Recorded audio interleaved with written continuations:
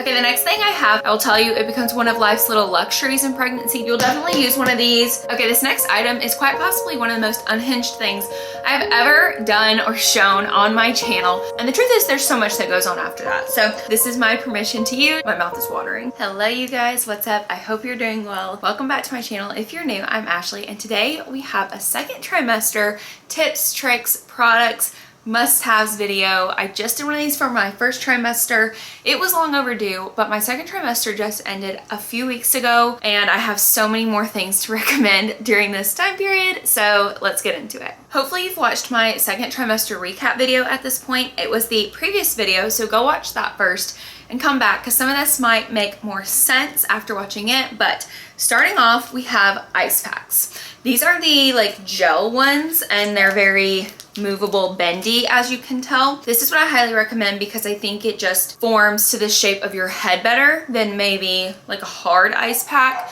A bag of frozen peas would also work for this. Just anything that can kind of configure to the shape of your head and where the headache might be. But I did have a lot of headaches in my second trimester, a lot of migraines, and I found that laying somewhere dark and as quiet as possible with an ice pack on my forehead did just kind of help take the edge off, and a lot of times I did fall asleep with this on my forehead. Next, I have new bras and new underwear. I'm not gonna put pictures in of those because you guys know what that looks like and what that is, but definitely get you some updated, new sizing bras and underwear as your body is changing. I will tell you, it becomes one of life's little luxuries in pregnancy to have undergarments that fit properly. So as obvious as it may seem, go ahead and do that. This is my permission to you to go ahead and order and click that order now button for yourself. It comes in so handy. Next on my list are two types of pregnancy pillows. The first one was one that I got that my chiropractor recommended me, and it is just this small little wedge pillow. This is the Boppy brand one. I got it on Amazon. It actually ended up being like kind of the cheapest one, even though it is a like baby brand. That was kind of surprising to me, but as you can tell, it's very small. This has been great because I have traveled with it on overnight stays. It goes super well in a suitcase, so this has been a game changer for me. But you just slide it and wedge it under your bump on whichever side you're laying on.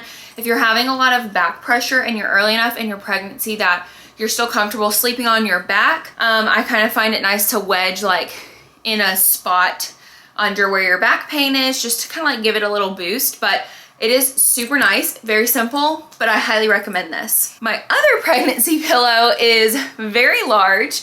It is one of these like just long, I call it a sausage link because it literally is just a long caterpillar centipede kind of thing, but the color kind of gives it that like sausage link. I don't know. But this is by the company Wildbird. I got this for Christmas. You will get just the pillow, and then you can order a cover, which I did, and I think that the cover, there's like a couple kinds. If there's one that says something like cloud or bamboo, that's basically like what this one is. It's so stretchy and soft. It's very comfortable. This is good to use just like as a whole body hugging pillow to try and like roll on top of a little bit and get your bump on top of it. I have found that using both this one and the Boppy wedge kind of gives me the best sleep.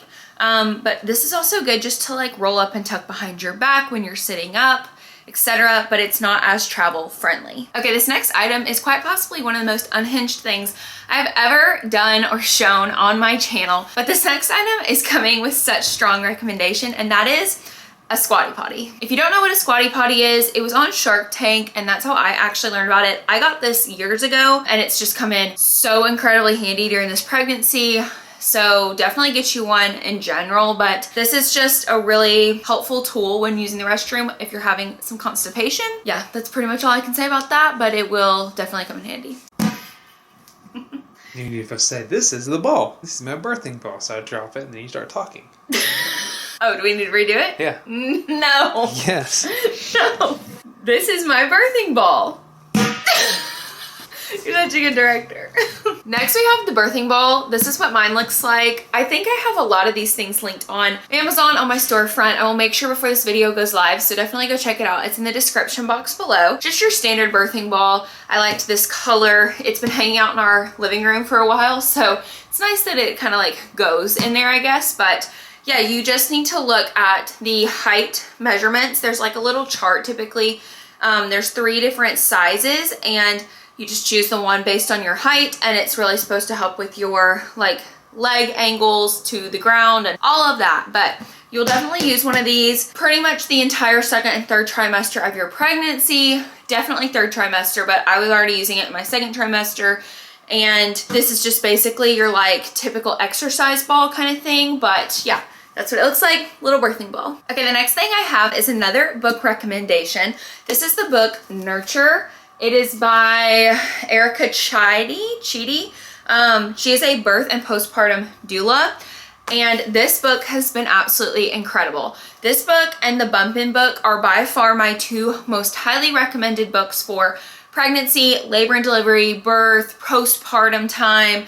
This book actually had a good, like probably the last third of this book was all about postpartum and healing, which I really enjoyed considering a lot of pregnancy books literally end with labor and delivery and then they're done. And the truth is there's so much that goes on after that. So I also really liked the point of view that this was written in. I feel like it was that nature, nurture, you had both going into play, experience. And I will say it probably gave a little bit more of a holisticness to it. So if you're someone that's considering an unmedicated birth, if you're someone that typically is more holistic or wants to venture down that path, there's a lot of good information about that in this book. So like I said, highly recommend this one and the Bumpin' book. I am hopeful that whenever I do my 3rd trimester recap and 3rd trimester products videos, that I will have 2 more books that I can recommend from reading in my 3rd trimester, but we shall see. The next product I have to recommend is this nasal gel. The one I have is this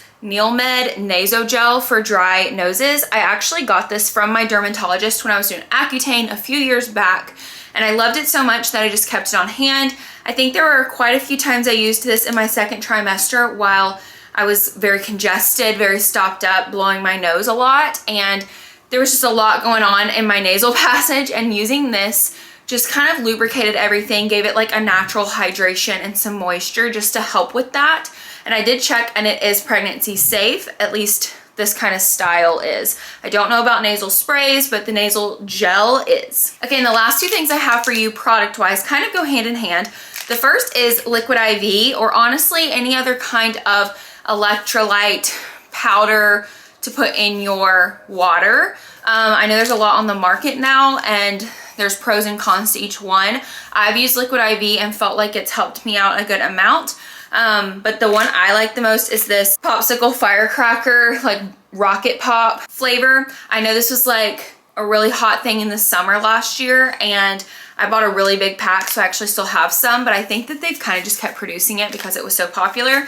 Get whatever flavor you like, but putting one of these in my water, especially on days when I feel like I haven't had enough water, has been just such a game changer for my electrolytes and my hydration overall. And to go along with that, I am going to be that girl that recommends a Stanley cup.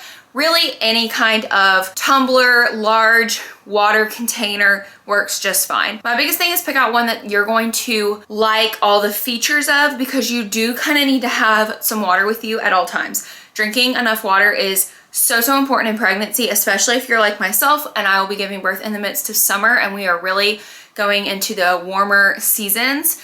But having enough water is, like I said, so important for yourself, for your baby, your hydration. It's top tier.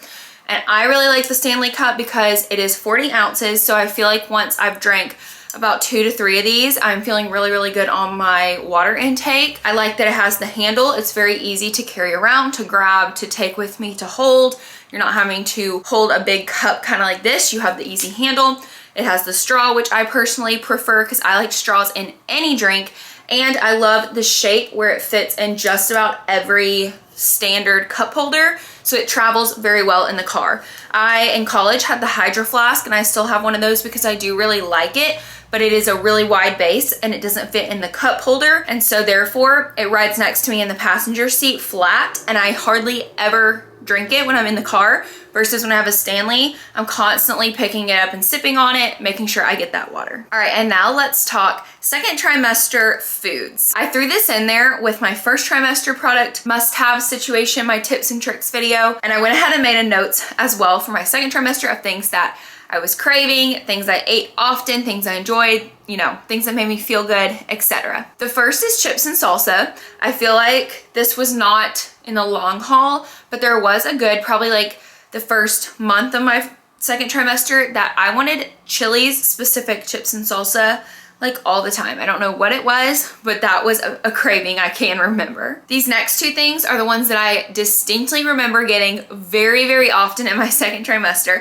The first is cheese quesadillas. I love a cheese quesadilla anyways. I always have. It's been my go-to order at Blue Coast Burrito, one of my favorite like quick stop Mexican places, but I just do. I love a cheese quesadilla, just plain cheese. And I probably had like at least 2 cheese quesadillas a week for most of my second trimester. And to pair with that, sub sandwiches. I was eating hot subs all the time. I still am, and I love a sub. I'm a big sandwich girl, but Firehouse Subs has been, I mean, really, I probably should have so many free subs from rewards at this point from them. I was getting Firehouse like 2 to 3 times a week easy. And also we have Pub Sub like right down the street from us. We have Publix, and I was also eating Pub Subs pretty often. So yeah, we had a lot of sub sandwiches in my second trimester. The next thing are acai bowls. I think I also really loved them in my first trimester, and I also just had one earlier this week. So I have not given up the acai bowls. I don't think I ever will. I love how fresh they are. I'm a fruit girl, and I just love how refreshing it is. But yes, acai bowls have stayed around. The next thing are berries. Something about the berries that we have been getting in Middle Tennessee has been so good. And I'm not just talking about your traditional like strawberries. I'm talking the blackberries and the raspberries have been killer. And I've been making so many concoctions with them. I have been making these like yogurt breakfast bowls with them, eating them plain, doing them with desserts, baking them in casseroles. They have just been so good. And something about them has just been hitting the spot. Kind of on that same thread, chocolate dipped fruit. I remember the entire month of February, I was just craving chocolate dipped fruit so much. Luke, one of his Valentine's gifts to me was a big box of Sherry's Berries chocolate dipped strawberries, and I ate the entire box in the bath that night. Yeah, I always have loved chocolate dipped fruit. I always can go for a good chocolate dipped strawberry, but yeah, chocolate dipped fruit has been a high craving, especially dark chocolate. Put a little sea salt on there. My mouth is watering. Here I have fruit in all caps. This is like, we're on a trend. The next thing is donuts, which is still going on for sure. And it's very random because I've never been someone that's ever like craved a donut or gravitated towards a donut except for Five Daughters. Those donuts are supreme. But I mean, just your like traditional run-of-the-mill glazed donut hole, chocolate donut hole. That's kind of been my like go-to just from a local donut shop in our area. And I got them multiple times for breakfast. I actually did yesterday. Something about donuts has just been hitting. And overall, the last thing I have written down under that second trimester food notes section is craved more sweets than my first trimester. I would definitely say that that is true. My first trimester, I did not really have any sweets for the most part. Anything that was like sugary or heavy, it kind of just did not really sound that great. I feel like I had maybe like your normal amount of sweet treats, desserts, but in my second trimester, that definitely picked up. My cravings for a good treat or dessert, especially after dinner, really picked up, and yeah, just the sweet tooth has been there. All right, you guys, and that is it for my second trimester products, tips and tricks video.